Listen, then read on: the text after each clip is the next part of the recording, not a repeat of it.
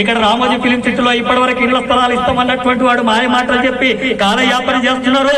ఈ మహాసభల తర్వాత ఉంటది రామోజీ యొక్క పూజ పడితే ఇక రామోజీ ఉన్నామో లేదో తెలుసుకోవాల్సినటువంటి అవసరం ఉంటది.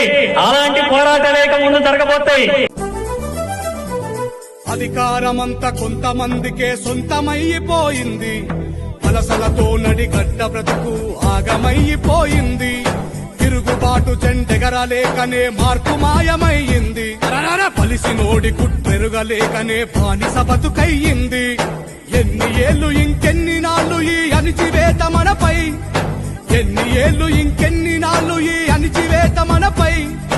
ఎదురు తిరిగి పోరాడి నిలబడితే రాదా గెలుపై. చైనడిగడ్డ యువత, చైనడిగడ్డ యువత, మార్పు కోసమై నడుంబిగిద్దాం మారిపోవు మన భవిత. చైనడిగడ్డ యువత, చైనడిగడ్డ యువత.